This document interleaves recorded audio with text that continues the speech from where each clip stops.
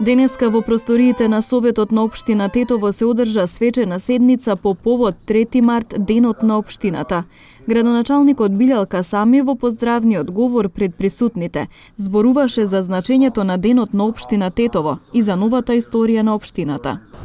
За прв пат на овие места на кои седиме денеска во 92 година седна советници кои граѓаните ги избра на демократски и слободен процес. Граѓаните генерално мислеа дека со доаѓањето на демократијата ќе се решат и сите прашања, но времето го докажа спротивното, бидејќи посветеноста за развој и подигање на демократскиот процес не беше доволен и на ниво прифатливо за сите.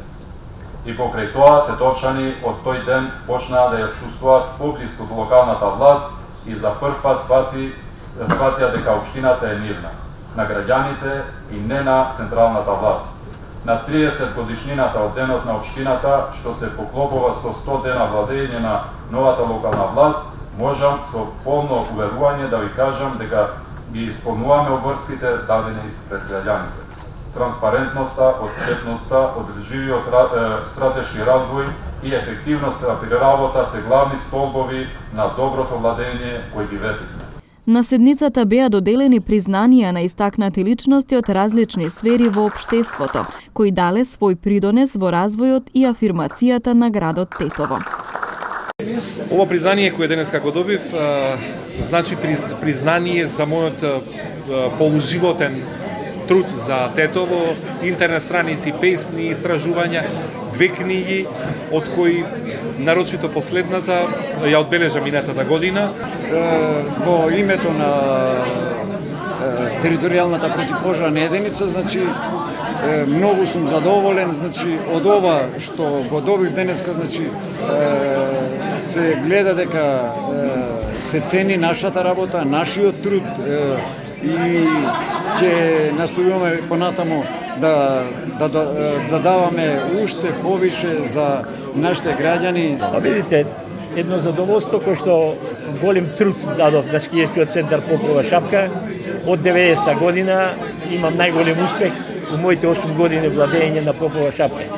Донесло 2 машини, стаев 600, све сајли реновирани, 2 хотела.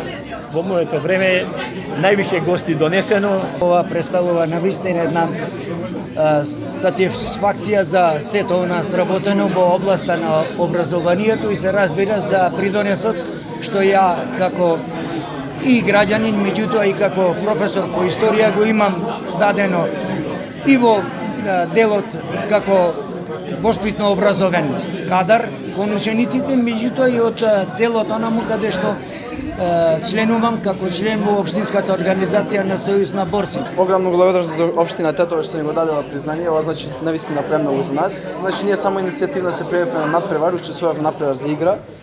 Благодарение на нашето училиште кое што ни даде возможност да го изучуваме тој предмет програмирање за дизајнирање игри. Учествував на надпревар, добивме прво место и добивме 3 принтер кој што го дониравме на нашето училиште за подобри услови на истото. Советничката група на СДСМ реагираше дека доцна биле известени за одржувањето на седницата и дека нивните предлози за добитници на признанија не биле земени предвид. Бевме известени дури на 1 март, што е време кое што е премногу кратко за да изготвиме наши предлози со потребните документи и да ги предложиме до комисијата за награди и признанија. Сепак ние имавме по еден предлог од секоја категорија за давањето на награди, меѓутоа истиот не беше земен во предвид и бевме сведоци на еден национален дисбаланс во давањето на награди. Исто така бевме сведоци на користење на оваа свечена седница за политички изјави и собирање на политички поени, а ние како нова постава во Советот очекуваме многу повеќе и знаеме дека можеме подобро од тоа.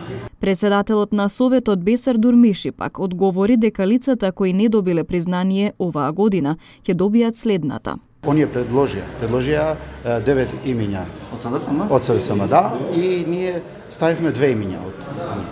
Али за наредната година ќе ги ставиме и другите имиња поред. Не само на СДСМ, туку на сите групи има предложи вакви предлози. Значи од групата на ВМРО има некаде 10 предложи, од групата на ДУИ имаше предложи, но ние не можеме да ги ставиме сите имиња, пошто толков е бројот. Инаку на 3 март 1992 година во Тетово беше формиран првиот повеќепартиски совет, со што беше означен почетокот на институционалната демократија во градот.